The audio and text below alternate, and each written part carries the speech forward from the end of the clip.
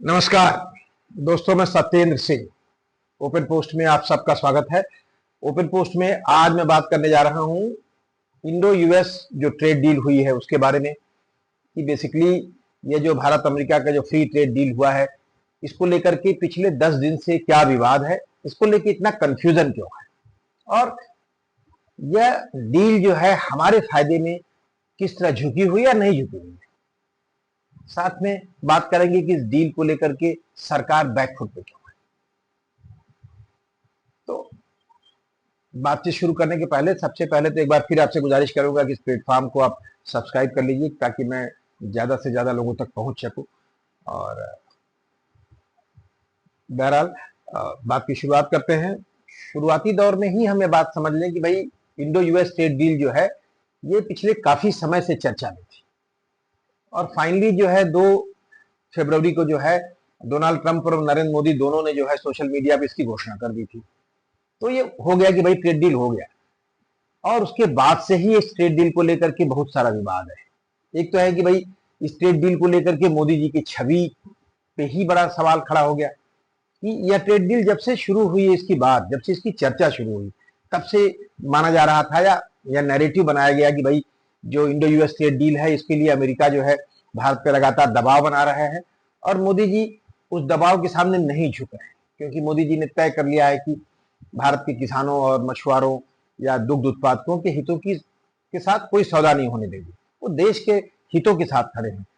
इस बात को मोदी जी ने खुद अपने भाषण में भी कह दिया कि देश के किसानों मछुआरों के हितों पे मैं कभी भी किसी तरह से आंच नहीं आने दूंगा। तो इस तरह का एक नैरेटिव प्रोजेक्ट किया गया और कहा गया कि ट्रंप जो कुछ भी कर रहे हैं, चाहे उन्होंने टैरिफ लगा दिया, रूस से तेल लेने को लेकर 25% का पेनल्टी कर दिया, या जितनी बयानबाजी उन्होंने की, यहाँ तक कि पाकिस्तान के युद्ध में जो है जो ऑपरेशन सिंदूर के बाद जिस तरह से उन्होंने घोषणा की और फिर कह दिया कि भाई हमने सब कुछ कराया है, फिर बीच में आया कि इतने हवाई जहाज उसमें, ये सारी घटनाएं जिस तरह की वो बयानबाजी हुई उससे माना गया कि भाई ट्रंप साहब जो है कुल्ले दे करके भारत पे दबाव बना रहे हैं।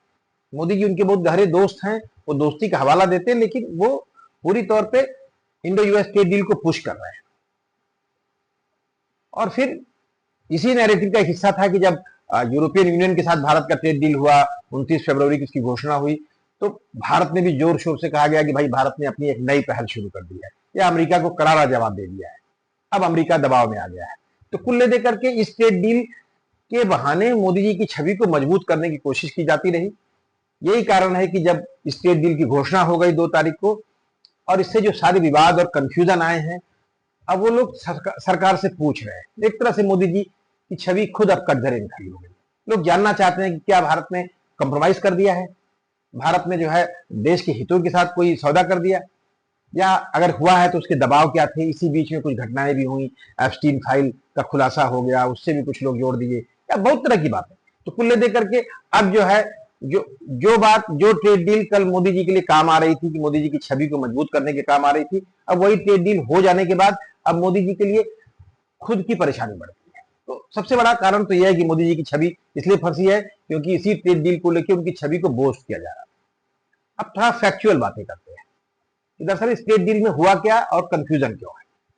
दरअसल ट्रेड डील की घोषणा डोनाल्ड ट्रंप ने अपने सोशल मीडिया पे की, और उन्होंने साफ कर दिया कि भाई अब जो है अमेरिका भारत से टैरिफ डील, जो टैरिफ है वो 50% से कम करके 18% कर देगा। मतलब यह कि जो 25% की पेनाल्टी अमेरिका ने लगाया था रूस से तेल लेने के बदले में, वो हटा दी गई, और जो 25% का टैरिफ था ऑलरेडी उसको भी कम करके 18% कर दिया गया। और साथ में उन्होंने कहा कि भारत ने जो है रूस से तेल लेने से मना कर दिया है, अब भारत रूस से तेल नहीं लेगा। साथ में ट्रंप ने यह भी घोषणा की कि भारत $500 अरब का जो है अमेरिका के साथ इंपोर्ट करेगा।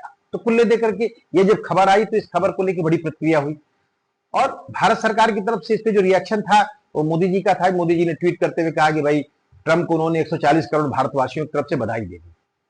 भाषा का साफ जो भाषा है वही संकेत देती है कि मोदी जी चाहते थे कि ये डील हो, और सच्चाई भी है कि Indo US trade deal Bharat की एक जरूरत है। तो उसमें कोई नई बात नहीं है, या मोदी जी ने कोई गलत फैसला नहीं लिया। सच्चाई है कि इंडो यूएस ट्रेड डील की जरूरत इसलिए थी क्योंकि 50% टैरिफ के चलते भारत की इकोनॉमी पे बहुत बुरा प्रभाव पड़ रहा था, हमारे एक्सपोर्ट पे गहरा असर हो रहा था। अमेरिका हमारा सबसे बड़ा बिजनेस पार्टनर है, जिसके साथ हम लगभग 180 डॉलर बिलियन डॉलर का कारोबार करते हैं, और वहां भी 40-45 अरब डॉलर भारत का की बढ़त है एक्सपोर्ट की। भारत 40-45 अरब डॉलर एक्स्ट्रा अमेरिका को एक्सपोर्ट करता है। वो हमारा एक ऐसा साझेदार है जहां भारत फायदे की पोजीशन में था, जहां बैलेंस ऑफ पेमेंट हमारी तरफ झुका हुआ था, और वो 50% टैरिफ के बाद उस पर बहुत बुरा असर पड़ रहा था और असर दिखने लगा था। यहां तक कि कई सेक्टर में नौकरियां जाने लगी थी, खासतौर पर टेक्सटाइल में और डायमंड के कारोबार में, चमड़ा उद्योग में उसका असर साफ दिख रहा था। कुछ दिन पहले जब यूरोपियन यूनियन के साथ डील हुआ, इंडो यूरोपियन यूनियन डील, तो कहा गया कि भाई ये मदर ऑफ ऑल डील्स है, और अब जो है भारत ने नया विकल्प खोज लिया अमेरिका का। वो झूठ था। निश्चित रूप से यूरोपियन यूनियन के मार्केट में भारत को अपनी जगह बनानी है, लेकिन वो अभी बनाने में समय लगेगा। यहां तक कि उस डील को एग्जीक्यूट होने में साल भर लगने वाला था, और इस साल भर के दरमियान हमारे कई कोर सेक्टर्स उस पर बहुत बुरा असर पड़ता, खासतौर पर टेक्सटाइल और चमड़ा उद्योग और इस तरह के जो दूसरे जेम्स एंड ज्वेलरी के उद्योग हैं, उन पर इतना बुरा असर पड़ता कि बड़ी संख्या में लोगों का रोजगार जा रहा था।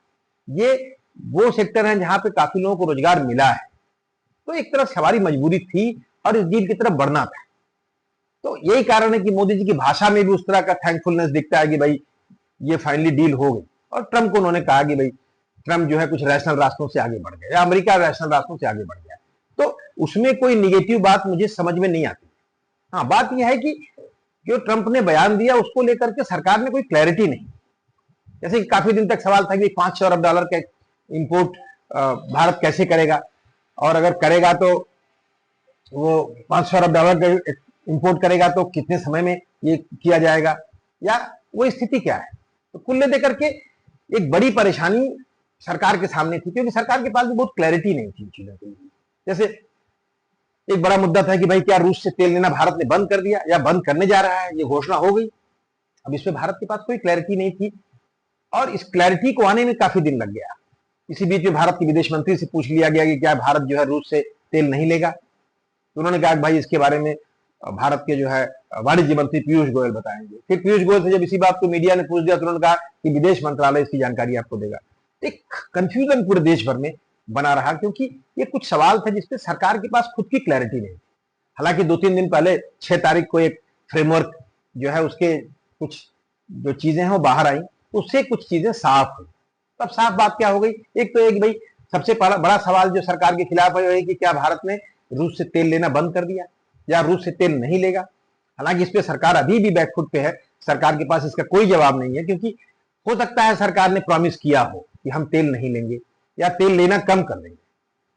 अब इसके जवाब में फाइनली पीयूष गोयल ने जवाब दिया कि भाई अपनी ऊर्जा जरूरतों को लेकर के भारत जो है अपने जो सप्लायर्स हैं उनमें विविधता लाना चाहता है। तो हम तमाम सारे देशों के साथ जो है ऑयल के जब वहां से इंपोर्ट करेंगे, हम किसी एक देश पे डिपेंडेंट नहीं होना चाहते। ये एक तरह का हिल्ला हवाली है, क्योंकि पीयूष गोयल भी इस बात को साफ तौर पे नहीं कह सकते, क्योंकि अगर ये बात वो कहते हैं कि हमने रूस से तेल लेना बंद कर दिया है, या तो ये साफ होगा कि अमेरिकी दबाव में ऐसा किया। अगर ऐसा है तो भारत की विदेश नीति कटघरे में खड़ी होती है। अब इसका सरकार के पास कोई जवाब नहीं है, और पीयूष गोयल ने साफ किया कि भाई किसी डील में नहीं लिखा गया है कि हम जो है उनसे तेल नहीं लेंगे या किससे तेल लेंगे। डील तो हमारा अमेरिका के साथ है। ये भी टेक्निकली बड़ी सही बात है, लेकिन सच्चाई है कि अगर भारत इस बात की घोषणा कर दे तो सरकार बैकफुट पे रहेगी इस सवाल पे, और इस सवाल का जवाब कल भी नहीं मिलेगा, या सरकार इस पे बहुत साफ तौर पे कोई बात नहीं कर सकती, क्योंकि भारत ऐसा नहीं कर सकती कि हम रूस से तेल नहीं लेंगे। हो सकता है कल परिस्थितियां बदलें, हो सकता है अमेरिका और भारत की नीतियों में कोई बदलाव हो, वो कल की बात है, लेकिन इसका डील से कोई बहुत गहरा ताल्लुक नहीं है, या डील में सब कुछ लिखा नहीं गया है। हालांकि ट्रंप ने 2-3 मंत्रियों की कमेटी बना रखी है जो भारत की निगरानी करेगी।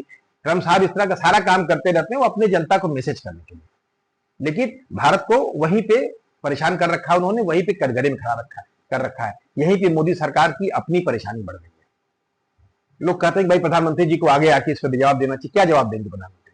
मेरा अपना मानना है कि इस ट्रेड डील का जो सबसे बड़ा सवाल जो मोदी जी को कटघरे में खड़ा करती है वो ये है कि क्या भारत ने तेल लेना बंद कर दिया। अब आते हैं दूसरे बात पे।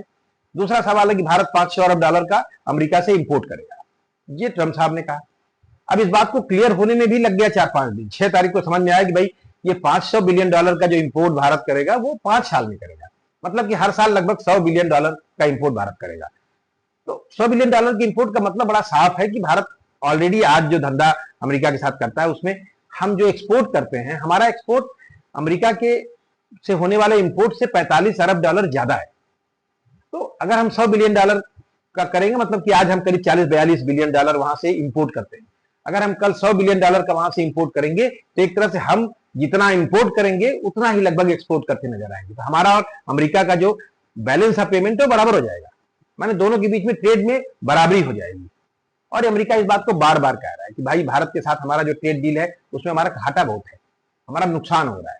तो उसको, वो अमेरिका की नीति थी, उसमें कोई नई बात नहीं आ गई। और निश्चित रूप से 100 बिलियन डॉलर का जो इंपोर्ट है भारत के लिए एक बड़ी चुनौती है, और कुछ खास सेक्टर्स हैं जहां से भारत उसमें इंपोर्ट करने की कोशिश करेगा। मेरा अपना मानना है कि एग्रीकल्चर सेक्टर में भी कुछ इंपोर्ट बढ़ेगा, लेकिन ज्यादातर जो इंपोर्ट बढ़ने वाला होगा उस टेक्नोलॉजी की फील्ड में होगा। न्यूक्लियर एनर्जी की फील्ड में काफी बड़ा इंपोर्ट हो सकता है। अभी कुछ दिनों पहले आपने देखा पार्लियामेंट में न्यूक्लियर बिल पास हुआ है, उसके तहत एक व्यवस्था की गई कि जो सप्लायर्स हैं उनके ऊपर जवाबदेही नहीं होगी किसी एक्सीडेंटल पोजीशन में। तो उस तरह की जमीन तैयार की गई है पहले से ही। तो न्यूक्लियर सेक्टर के डोमेन में होगा, डिफेंस में हमारी बाइंग उनसे अमेरिका के साथ होगी, या ऑयल और नेचुरल गैसेस को जो हम बाइंग करेंगे उसको लेकर के, जो हमारी जो गैसेस को लेकर के हमारी बाइंग है या ऊर्जा बाइंग है, उसमें हो सकता है कि भारत का एक्सपोर्ट बढ़ेगा, निश्चित रूप से बढ़ेगा। यह हो सकता है कि 100 बिलियन डॉलर के आसपास हो। और अब मेरा अपना मानना है कि बेसिकली यह वो तार्किक सी बात है अमेरिका की तरफ से, और उसमें कोई नई बात नहीं है। अगर इन सेक्टर्स में भारत बाइंग बढ़ाता है तो 100 बिलियन डॉलर होगा, लेकिन सवाल यह है इसका भारत पे इंपैक्ट क्या पड़ेगा, वो एक अलग विषय है, उसको हम अलग से बात करेंगे, आगे बात करते हैं उसकी। तो एक बड़ा चैलेंज ये था, इस पे अब एक क्लैरिटी ये है कि भाई ये करेगा भारत, और ये हमने माना है। तो अब उस पर बहुत अधिक विवाद नहीं है या बहुत अधिक विरोध लोगों का नहीं है। विरोध जिस बात पे अब ज्यादा हो रहा है वो ये है कि भाई कृषि सेक्टर में भारत ने एक तरह से कंप्रोमाइज कर दिया। अब इस पे जो क्लैरिटी आई है वो ये है कि भाई कृषि सेक्टर में भी भारत ने, ये सरकार ने भी साफ किया कि जो कोर चीजें हैं हमारी, जो हमारी सेंसिटिव चीजें हैं उस पर हमने कोई सौदा नहीं किया है। जैसे गेहूं, चावल, मक्का या इस तरह की बहुत सारी जो महत्व की चीजें हैं, दूध के सारे उत्पाद या दूध, इस सेक्टर में हमने किसी भी तरह की टैरिफ में छूट नहीं दी है। इसका मतलब है कि यहाँ पे अमेरिका को कोई हमने एडवांटेज नहीं दिया है। हमने किसानों और दुग्ध उत्पादकों को सेव किया है, ये सरकार कहती थी। और लगभग ये क्लैरिटी है कि इसमें उनको जगह नहीं दी गई। लेकिन एग्रीकल्चर सेक्टर में इसी के साथ साथ अमेरिका में जो है वहां के कृषि मंत्री ने कह दिया कि अब एग्रीकल्चर सेक्टर में खूब मोमेंटम आएगा और भारत का जो 140 करोड़ लोगों का बाजार खुल गया है। तो इसका मतलब क्या है, साथ में तय है कि एग्रीकल्चर सेक्टर में कुछ चीजों में उनका एक्सपोर्ट बढ़ेगा। एक बड़ा कारण है कि भाई जो ट्री नट्स हैं, जो अखरोट और बादाम, इस तरह के जो नट्स हैं जो भारत में बड़ी संख्या में आते हैं, उस पर इंपोर्ट ड्यूटी 0 हो जाएगी। या उनके कुछ दूसरे और जो एग्रीकल्चर सेक्टर की चीजें हैं, जैसे कि वाइन और शराब के कारोबार में उनके प्रोडक्ट भारत में आएंगे, उस पर ड्यूटी कम होगी, तो वो उनका एक मार्केट बढ़ेगा। वो भी कहीं ना कहीं एग्रीकल्चर सेक्टर से जुड़ा हुआ चीज है कि जैसे ड्राइड डिस्टिल्ड ग्रेन्स जो है वो भारत में इंपोर्ट होगा। साथ में जो है पशु चारा है, उसके इंपोर्ट के लिए हम जब टैक्स कम करेंगे तो पशु चारा का इंपोर्ट भारत में बढ़ेगा। वो एक सेक्टर है जहां उनके किसानों को बड़ा फायदा हो सकता है। सोयाबीन को हमने रोका है, सोयाबीन पे हम टैक्स नहीं कम कर रहे हैं, लेकिन सोयाबीन ऑयल हम उनसे इंपोर्ट करेंगे। जैसे कि दालें हैं, उनको लेकर के भारत से का इंपोर्ट बढ़ेगा, क्योंकि इसको हमने सिक्योर करने की कोशिश नहीं की। वैसे भी भारत दाल बड़ी मात्रा में जो है दुनिया भर से इंपोर्ट करता है, तो उसको हमने बहुत, क्योंकि भारत में अभी भी हम दालों का उत्पादन नहीं बढ़ा पाए पल्सेस का, तो एक बड़ा चैलेंज है। तो वहां से अमेरिका के लिए जगह बनेगी, तो निश्चित रूप से अमेरिका के किसानों के लिए एक बड़ा फायदे का सौदा है, एक बड़ा बाजार उनको मिलेगा। लेकिन भारत सरकार ने कोई अपने उस सेक्टर को वहां पे सौदा कर दिया हो, या जो कोर सेक्टर है जिसकी चुनौतियां थी उस पर भारत सरकार ने कोई सवाल नहीं बनाया। अब यह है कि अब संयुक्त किसान मोर्चा इसको लेकर के गुरुवार को जो है उसने किसानों की मीटिंग बुलाई है, वो आंदोलन की धमकी दे रहे हैं, वो सारी बातें। उनका अपना मानना है कि कृषि सेक्टर में हम जो है एक तरह से अमेरिका हमारे यहाँ बहुत तेजी से डंपिंग शुरू कर देगा। हम कपास पे ऑलरेडी हमने पहले से टैक्स कम कर रखा है, और कपास में काफी बड़ी डंपिंग अमेरिका ने की है। तो ये सारे सवाल हैं। अब ये सवाल सरकार के सामने रहेंगे, उसमें कुछ मजबूरियां भी सरकार की है। अब ऐसा नहीं है कि हम पूरे तौर पे कह देंगे भाई दुग्ध उत्पादन और पूरे एग्रीकल्चर सेक्टर में हमारा जो है पूरा धंधा ही बंद रहेगा। ऐसा कौन सा ट्रेड डील होगा? तो ट्रेड डील होता तो ये रास्ता तो खुलना ही था। लेकिन निश्चित रूप से एग्रीकल्चर सेक्टर में अमेरिका को भारत में काफी बड़ा एज मिलेगा। फ्रूट्स और प्रोसेस फूड के मार्केट में उनको काफी बड़ा एज मिलेगा। वो एक बड़ा सेक्टर है, हम काफी बड़ी मात्रा में वहां से फ्रूट, सेव और बाकी चीजें इंपोर्ट करते हैं, वो बढ़ेंगी। प्रोसेस फूड्स, कुछ फ्रूट्स जो हैं वो बढ़ेंगे। तो अब इन चीजों को रोका नहीं जा सकता है, ये ट्रेड डील का हिस्सा है और उससे उनका फायदा होगा। हमारा इससे नुकसान होगा उस सेक्टर में ऐसा नहीं है। उस सेक्टर में निश्चित रूप से बल्कि हमारे कंज्यूमर्स का फायदा होगा। मैं इस सरकार का पक्ष नहीं ले रहा हूं, लेकिन मेरा अपना मानना है कि ये वो सेक्टर है जहां अभी भी कंज्यूमर बहुत परेशान है। पल्सेस को लेकर भारत में कीमतें आसमान छू रही हैं और सरकार उसको कंट्रोल नहीं कर पा रही है। ऑयल को लेकर के हमारे सामने वो चैलेंजेस हैं। तो ये वो सेक्टर है जहां पर कि आपकी मजबूरियां, जैसे आप पाम ऑयल इंपोर्ट करते हैं तो इंपोर्ट करते हैं, पाम ऑयल के आने से आपका ऑयल सेक्टर जो है एकाएक उसमें मार पड़ गई, ऐसा नहीं। पाम ऑयल हम इंपोर्ट करते हैं भारत से, इसके बावजूद भी तेल की कीमतें अपनी जगह हैं और तेल के जो सीड्स हैं उनके उत्पादन में किसानों को फायदा है या उस फायदे का सौदा है।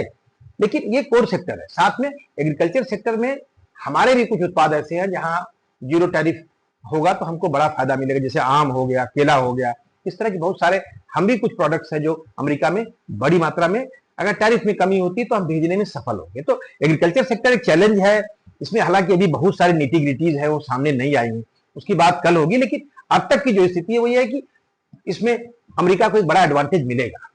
अब उसको हम अपने खिलाफ खड़ा कर दें, मान ले, मेरा अपना मानना है कि ये बहुत जल्दबाजी है। थोड़ा हमें इंतजार करना चाहिए कि उस सेक्टर में क्या है। तो कुल देकर के 2-3 सवाल थे जो अब तक अनुत्तरित थे, जिसपे बड़ा विवाद हो रहा है और इसपे अभी भी बहुत क्लैरिटी नहीं है जब तक कि फाइनल फ्रेमवर्क नहीं आ जाए।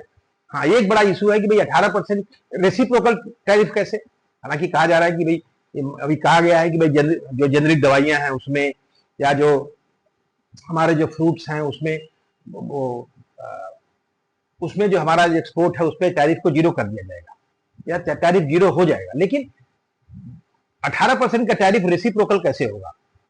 तो जब हम भारत अमेरिका के तमाम सारे उत्पादों पर 0% टैरिफ करने जा रहे हैं, उस रास्ते बढ़ रहे हैं, तो 18% रेसिप्रोकल कैसे होगा? ये अपने आप में एक बड़ा कंफ्यूजन है और इस पर क्या राय बनेगी ये समय बताएगा। अभी तो हमें इंतजार करना चाहिए, क्योंकि मेरा अपना मानना है कि लगभग 15 मार्च के पहले फ्रेमवर्क क्लियर नहीं होने वाला है। 15 मार्च के आसपास कोई बातें अगर सामने आती हैं तो समझ में आएगा कि भाई बेसिकली क्या है। अगर रेसिप्रोकल जो शब्द बार बार ट्रम्प साहब इस्तेमाल करते हैं, इसका मतलब है कि जीरो टैरिफ का ही खेल होगा। तो एक बड़ा सवाल है, उस पर हमें इंतजार करना चाहिए। कुल दे करके 2-3 सवाल है जिसपे कंफ्यूजन है, जिसके नाते सरकार बैकफुट पे है। और रही बात मोदी जी की छवि की, तो छवि का तो नुकसान होना ही था, क्योंकि मोदी जी इसी को रोक करके, इसी ट्रेड डील को रोक करके छवि को मजबूत बना रहे थे, उनका नैरेटिव गढ़ा जा रहा था। तो जब डील हो गया है तो उसके सारे प्रॉब्लम्स मोदी जी के साथ होंगे। अब सवाल उठता है कि ये डील किसके पक्ष में झुका है। मेरा अपना मानना है कि जितने ट्रेड डील्स हो रहे हैं इस वक्त, वो एक नए वर्ल्ड ऑर्डर की तरफ। 90 के दशक में जो दुनिया भर में जो लिबरलाइजेशन हुआ था, वो एक मल्टीलैटरल दुनिया थी, जहां दुनिया के गरीब या कमजोर या विकासशील देश अपने टैरिफ के भरोसे अपने को सेफगार्ड कर रहे थे, तो दुनिया के बाजार खोला जा रहा था। अब जब से ट्रम्प साहब ने डंडा चलाया है, अब दुनिया के सारे देश बाइलैटरल खुले बाजार की तरफ बढ़ रहे हैं। तो उसमें ये एक नया वर्ल्ड ऑर्डर है। इसमें वो देश ज्यादा फायदे में रहेंगे जिनके पास टेक्नोलॉजी है, जिनका मार्केट बड़ा है, और भारत के साथ वो है कि भारत के साथ वो चैलेंजेस है। हालांकि भारत ने मल्टीलैटरलिज्म के दौर में हमने काफी बड़ा फायदा उठाया, हम चौथी बड़ी इकॉनमी बने 1990-91 से लेकर आज हम एक बहुत अच्छी पोजीशन में पहुंचे हैं। हम बाजार में दखल देने के हालात में, ये सारी चीजें हमारे साथ पॉजिटिव हैं। लेकिन ये जो बाइलैटरल ट्रेड्स हैं, इसमें हमारा कितना फायदा होगा, हम फायदा कितना उठा पाएंगे, क्योंकि अमेरिका और यूरोपियन यूनियन दोनों की मैं बात करूं तो टेक्नोलॉजी में हमसे आगे हैं और टेक्नोलॉजी सेक्टर में उनका एक्सपोर्ट हमारे यहाँ बड़ा होगा। हमारे यहाँ मेक इन इंडिया के चैलेंजेस बने हैं। अब हमारे ऊपर डिपेंड करता है कि हम मेक इन इंडिया के लिए कैसे लोगों को इन्वाइट कर पाते हैं, कैसे निवेश बुला पाते हैं। और इस दौर में भारत के जो कारपोरेट्स हैं, जिनको भारत में टैरिफ का सुरक्षा मिला था अब तक, उनके लिए नए चैलेंजेस बढ़ेंगे। बहुत सेक्टर है, गाड़ियों के उत्पादन के दौर में, वाइन्स के कारोबार में। तो मेरा अपना मानना है कि भारत भविष्य में इस पूरे डील्स का कितना फायदा उठा पाएगा, ये हमारी नीतियों पर तय करेगा और बहुत कुछ बदलेगा। ये पूरी की पूरी दुनिया बदलेगी है। जैसे वर्ल्ड ऑर्डर बदला, वैसे भारत की इकोनॉमी के अंदर भी बहुत सारे हलचल होगी और उसका हमें इंतजार करना पड़ेगा। और ये अभी भी हमारे पक्ष में ट्रेड डील नहीं होगा, ट्रेड डील उनके पक्ष में निश्चित रूप से है कि जो ट्रेड डील चाहते थे, जो इसको पुश कर रहे थे, जिनके पास तात्कालिक एडवांटेज दिख रहा है। लेकिन हम एडवांटेज उठा सकते हैं, उसके लिए हमारे पास एक पॉलिटिकल विल की जरूरत होगी और उसके लिए एक सही राजनीतिक समझ की जरूरत होगी। लेकिन वो हम कैसे दिखाएंगे, हालांकि इसमें बहुत विवाद होगा, बहुत सारे सवाल खड़े होंगे। बहरहाल ये बात सामने आई है, अभी नई बातें आएंगी, पूरा डील सामने आएगा तो हम अलग से बात करेंगे। लेकिन अभी तक जो विवाद था, जो सवाल थे, उस पर हमने आपसे बात किया। फिर बात करेंगे किसी दूसरे विषय पे। तब तक के लिए नमस्कार।